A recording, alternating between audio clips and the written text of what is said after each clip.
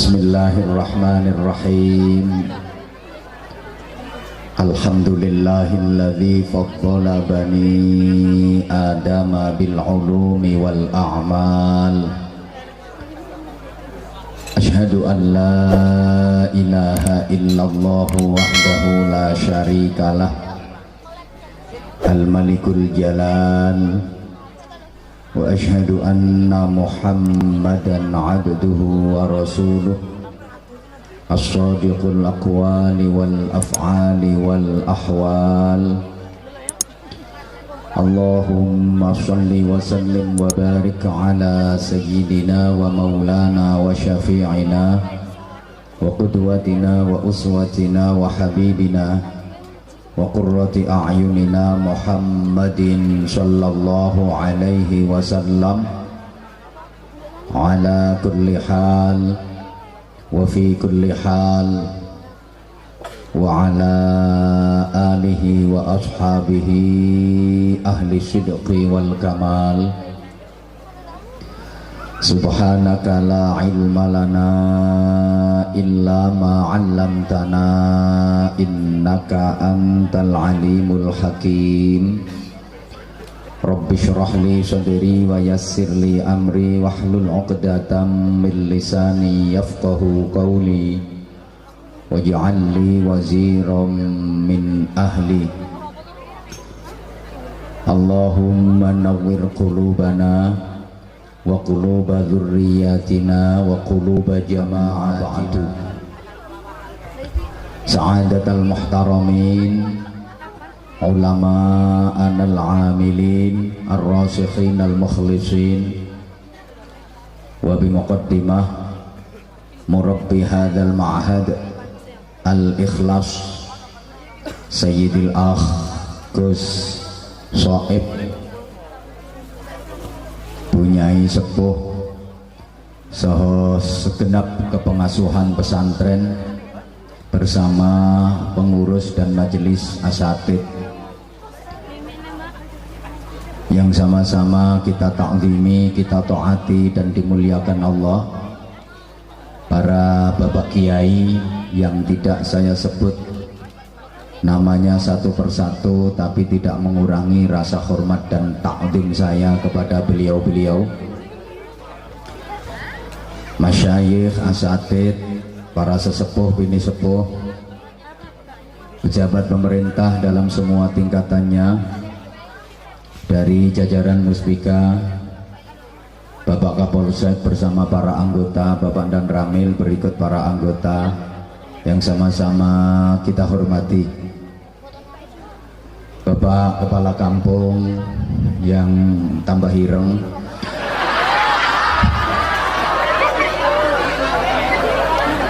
tahun kemarin saya ketemu beliau wis ireng, saiki malah nemen. Tapi beliau tetap energik, tetap semangat dalam memimpin masyarakat. Mudah-mudahan senantiasa diberikan kekuatan zahir batin dan bimbingan oleh Allah Subhanahu wa taala. Tokoh-tokoh masyarakat yang sama-sama kita hormati, konco-konco santri, putra dan putri, kawan-kawan dari Pagar Nusa yang kita banggakan, sahabat-sahabat Banser yang kita doakan mudah-mudahan senantiasa istiqomah dalam berkhidmah kepada para ulama, membentengi akidah Ahlus Sunnah wal Jamaah, menjaga kedaulatan negara dan keutuhan NKRI yang merupakan harga mati. Hadirin hadirat jamaah sekalian yang saya cintai, yang saya kangeni, walaupun gak kangen dengan saya, yang saya hormati rahimakumullah, dalam rangka haflatus syukri akhir sanah tahun ini, pesantren Al-Ikhlas berupaya untuk tetap eksis dalam ikhtiar mencetak generasi-generasi yang solehin solehat, yang berilmu manfaat, yang berikhtiar dengan hebat. Berarti gatekno yang beriman dan bertakwa kuat, yang selamat dunia akhirat. Saya seringkali mengistilahkan agar prioritas pendidikan itu mencetak generasi yang pelopor bukan pengekor, yang pengais bukan pengemis, yang perintis bukan pewaris, yang penggerak bukan penggertak, yang punya karakter bukan yang karaten, yang luar biasa bukan yang biasa di luar, yang terpelajar bukan yang kurang ajar, yang beradab bukan yang biadab, yang ahli Al-Quran bukan yang ahli pacaran, yang ahli zikir bukan yang suka kentir, yang solih bukan yang salah, yang qori bukan yang korak. Itu kalau dalam bahasa Al-Quran disebut ulul albab. Inna fi khalqis samawati wal ardi wa ikhtilafil laili wan nahari la ayatin li ulil albab. Sesungguhnya di dalam penciptaan langit dan bumi serta pergantian siang dan malam itu ada tanda-tanda kekuasaan Allah bagi ulil albab. Siapa mereka? Alladzina yadhkuruna Allaha qiyaman wa qu'udan wa 'ala junubihim. Orang-orang yang senantiasa berzikir kepada Allah dalam keadaan berdiri, duduk maupun berbaring. Hatinya sensitif, ahli zikir. Wa yatafakkaruna fi khalqis samawati wal ard, dan selalu memikirkan tentang penciptaan langit dan bumi. Rasio juga dimaksimalkan, ahli fikir. Rabbana ma khalaqta hadza batilan subhanaka faqina adzabannar. Berdoa dan berikhtiar. Berarti ulil albab itu ahli zikir, ahli fikir, ahli ikhtiar, yang takwa, yang cerdas dan yang terampil. Hatinya sensitif, otaknya kreatif, hidupnya produktif. Hatine tertib, uteke lantip, tangane ya urip. Ngerti pinter tur ya prigel, sregep zikir, pinter mikir, gelem dangir, gelem nyopir, nek duwe musuh wani melintir. Mampu menghadapi masalah moralitas, kreativitas dan kriminalitas. Akliyah, qalbiyah, jasadiyahnya terpadu, raga, rasa, rasio menyatu. Pinter olahraga, pinter olah rasa, pinter olah rasio. Kira-kira seperti itu. Dan banyak sekali generasi yang hanya pinter tapi nggak bener. Oleh karena itu, kata kuncinya jamaah sekalian, soleh itu lahir dari batin. Sehingga dari batin yang soleh akan lahir yang soleh. Kalau dalam istilah olahraga ada mensana in corpore sano.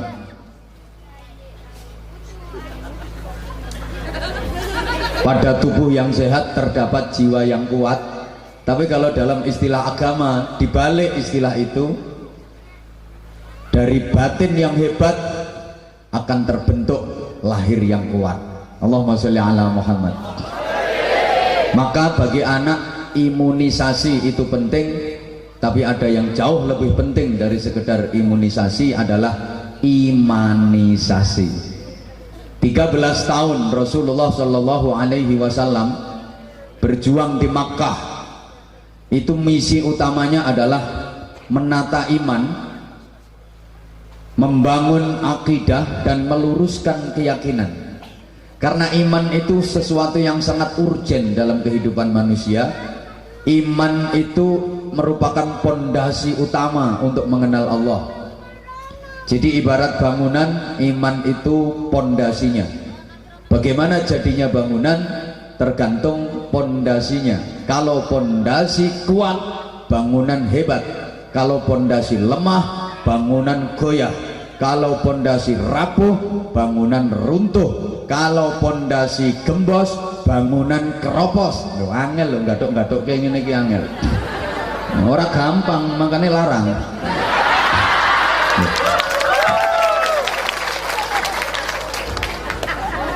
Kalau pondasi bengkong, bangunannya mencong.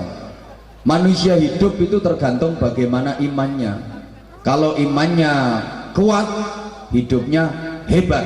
Kalau imannya loyo, hidupnya ngelokro.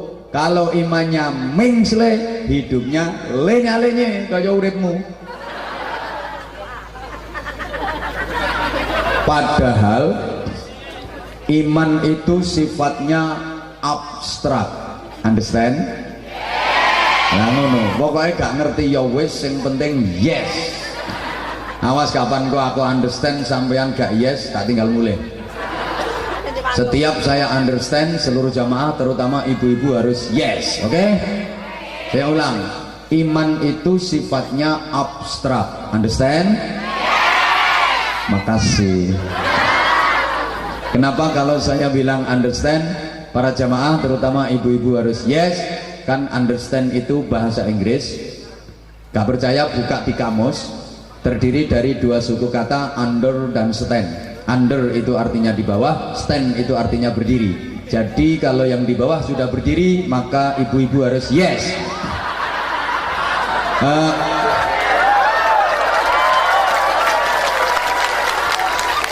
Ngono ya tepuk tangan.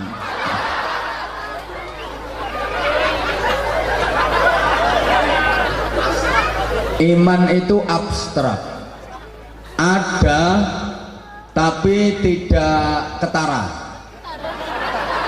ora ketorong, tidak ketak, ora ketok. Masa ono barang ada kok ora ketok, lentut nih. Itu yang nono tapi ora ketok. Ya jangan bikin contoh entut lah. Ada tapi nggak kelihatan. Contohnya seperti cinta, love. Cinta itu ada, tapi kan nggak kelihatan. Bagaimana warnanya cinta? Bagaimana bentuknya cinta? Memang nggak kelihatan, tapi bisa diketahui dari gejala yang ditimbulkan, bisa diketahui dari nyapo kok ngawasi sing nyuguhi ngombe gitu. Sumpek kau.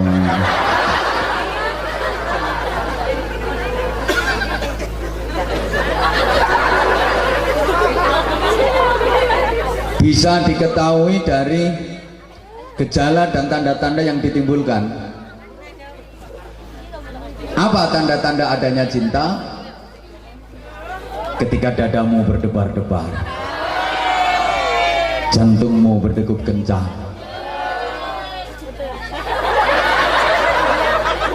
ada semangat yang menyala, berarti jiwamu sedang dirundung rasa cinta. Makasih. Kurang lebih begitu. Iman itu ada tapi gak kelihatan, tidak berwujud. Namun keberadaannya bisa dibuktikan. Dari mana? Ya dari tanda-tanda dan gejala yang ditimbulkan dalam bentuk amal kebaikan. Amanu wa amilus sholihat, beriman dan banyak beramal sholih. Yang bisa melakukan amilus sholihat, amal-amal soleh, itu hanya orang-orang yang beriman. Berarti yang bisa menjadi anak sholih, sholihah, itu yang mempunyai kekuatan iman.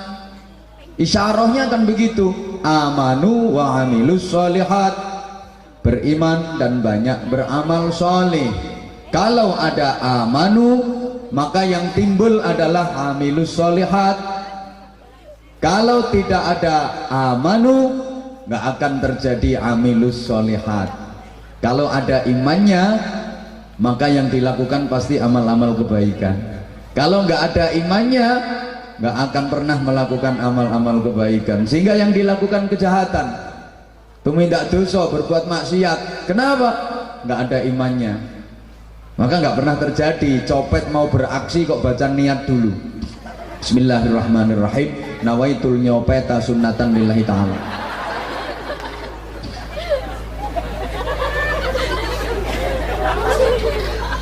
Karenanya para jamaah, Iman yang ada di hati kita harus bisa mengekspresikan amal-amal soleh. Ya wes pada meneng ya.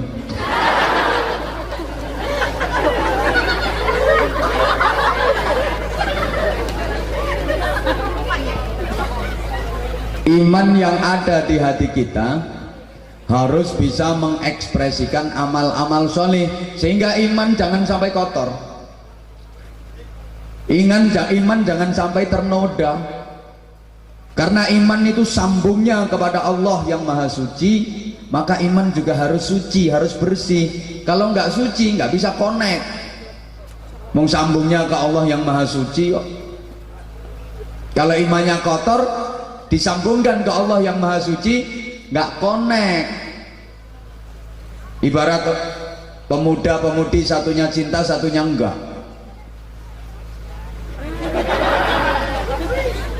nyambung. Allahumma sholli ala Muhammad. Apapun yang keluar dari manusia, baik itu ucapan maupun perbuatan, itu sesungguhnya sumbernya dari dalam. Kalau sumbernya dari dalam baik, maka keluar lewat ucapan pasti ucapan baik, keluar jadi perbuatan pasti perbuatan baik. Sebaliknya, kalau sumbernya dari dalam jelek, keluar lewat ucapan pasti jadi ucapan jelek, keluar lewat perbuatan pasti jadi perbuatan jelek. Saya seringkali mencontohkan, kalau sumbernya dari dalam baik, sekalinya bersin, keluarnya pasti alhamdulillahirabbil alamin. Tapi kalau sumbernya dari dalam jelek, sekalinya bersin, bukan hamdalah yang keluar, tahu bulat, bakso, soto, es teh. Emang sumbernya dari dalam, departemen perbadokan. Kalau sumbernya dari dalam baik, lagi jalan kesandung, cetet, refleks spontan, begitu keluar ya innalillah, ya Allah, astagfirullah, masya Allah, ngono. Tapi kalau sumbernya dari dalam jelek, lagi jalan kesandung, yang keluar tuh binatang-binatang berkaki empat, kewan sikil papat sama tuh. Ora usah dicontohke, sapa ngomong asu mau.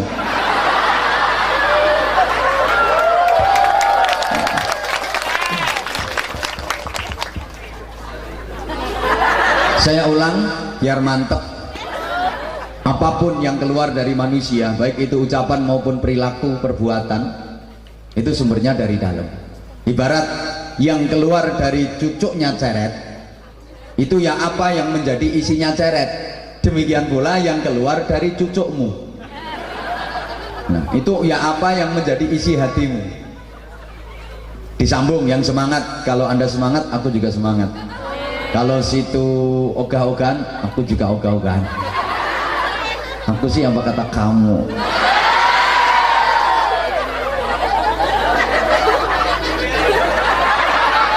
Yang keluar dari cucuknya ceret, itu ya apa yang menjadi isinya ceret. Ceret kalau dalam isinya teh, disuntek dari cucuknya ya keluar. Oh, gak semangat toh. Diulang. Ceret kalau dalam isinya teh, disuntek dari cucuknya pasti keluar. Nah gitu dong. Ceret kalau dalam isinya kopi, disuntek dari cucuknya ya keluar. Lebih kenceng, ceret kalau dalam isinya susu, disuntek dari cucuknya pasti keluar. Kalau yang keluar susu pasti dua. Soalnya susu ki mesti loro. Kalau cuma satu namanya su ngono tok. Makanya lek susu mesti loro, susu.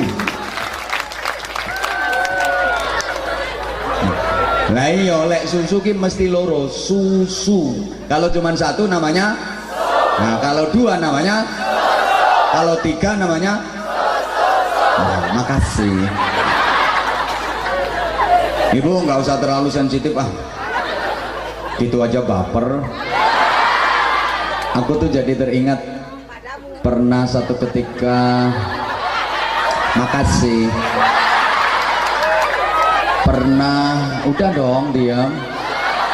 Karena aku lagi ngomong.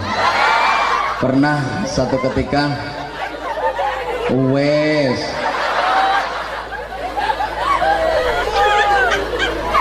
diterusin nggak nih ceritanya? Aku tuh jadi teringat satu ketika pernah masuk kantin, ditanya sama pelayannya, kebetulan pelayannya cewek, cantik lagi. Aku tuh ditanya gini, "Mas, mau pesen minum apa?" Tahu aku tuh dipanggil Mas, kan waktu itu aku gak sarungan. Nganggo celana, mbok pikir udong ngono. Ya sekali-kali pakai celana, pakai kaos gitu loh, makanya aku dipanggil Mas. Mas, lagian aku kan belum terlalu tua amat sih.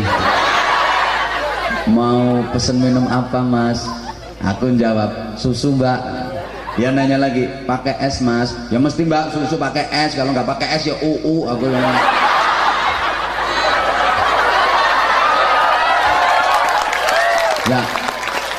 Ya namanya susu ya pasti pakai es loh, susu loh. Kalau nggak pakai es namanya sama dengan nasi bebek, itu harus pakai B, nasi bebek. Kalau nggak pakai B namanya nasi.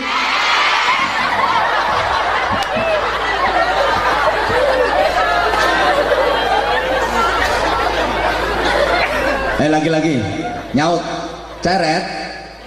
Kalau dalam isinya jahe, dituangkan dari cucuknya pasti keluar. Kurang semangat, ceret. Kalau dalam isinya dawet, disuntek dari cucuknya ya keluar. Sekali lagi yang kenceng, ceret. Kalau dalam isinya uyuh, begitu disuntek dari cucuknya pasti keluar. Walaupun jopo ditulisi gede banget teh manis, tapi wong dalam isinya uyuh. Begitu dituangin yang keluar bukan teh tapi apa?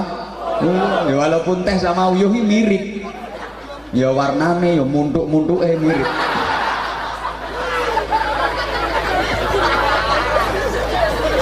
Maka jangan pernah tertipu dengan casing. Ojo gampang kapusan karo penampilan luar. Kadang penampilan luarnya bagus, rapi, indah, tulisannya teh manis, tapi kalau dalam isinya uyo, dituangin keluarnya juga uyo. Pisang yang warnanya kuning itu belum tentu mateng, kadang dalamnya mentah. Kok bisa kuning? Ya terlalu sering kena sinar matahari. Jangan terpedaya, jangan tertipu dengan penampilan luar. Kalau lagi ada perempuan yang pakai pakaian berukut, katanya sih busana syar'i. Orang yang busana syar'i, busana syar'i. Kayak pakai kerudung sing kombor-kombor gede banget. Apa kalau penampilannya kayak gitu pasti dia ustazah? Belum tentu, kadang-kadang germo.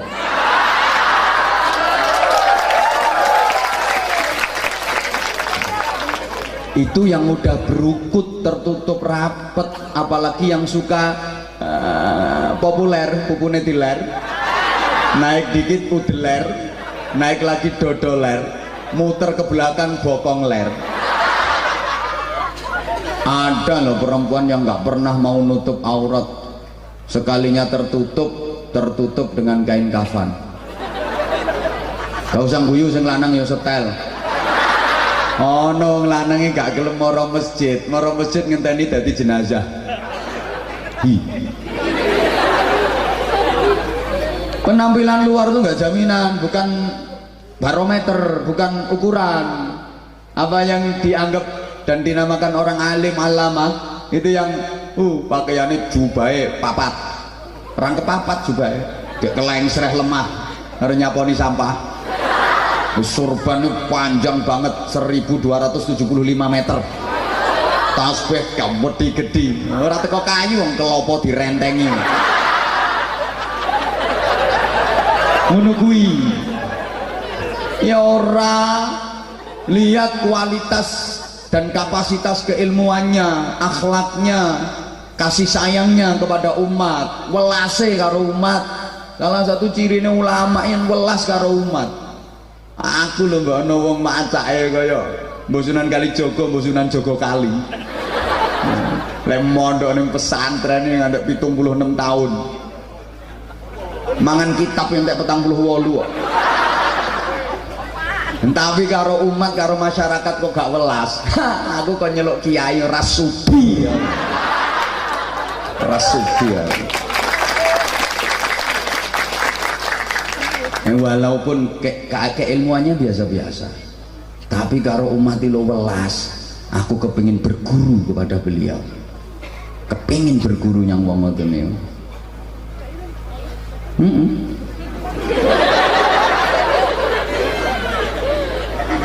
Ya Allah, subhanallah. Jangan mudah tertipu penampilan luar, bro, rungokno. Jangan mudah tertipu penampilan luar seorang cewek. Apalagi sekedar melihat foto yang diunggah di Facebook, dipasang di Instagram, kelihatannya kinyis-kinyis, mingis-mingis, kinclong, mindur-mindur. Ya iyalah, habis pakai kamera beautiful, pakai kamera 360, yang mindur-mindur, aslinya ya burek-burek.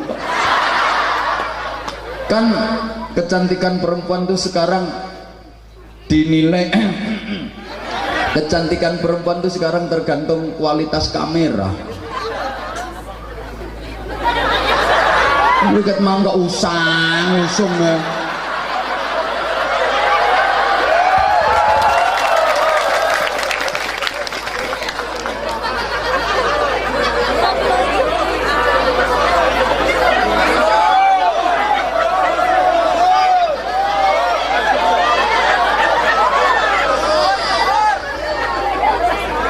Makasih.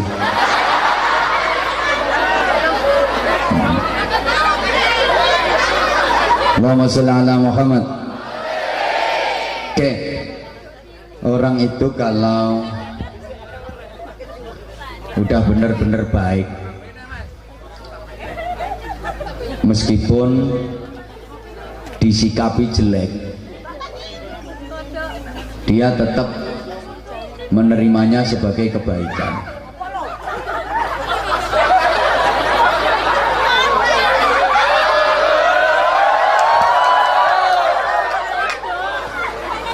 Kodok cerdas.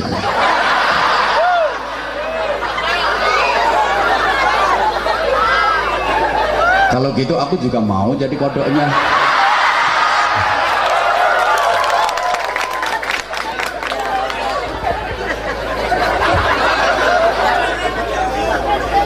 Udah sayang, malah menengok.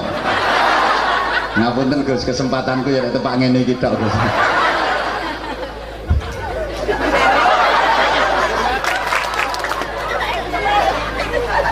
Ya ngono kuwi, pancene wong wedok sak ruwe mripate ya diomong.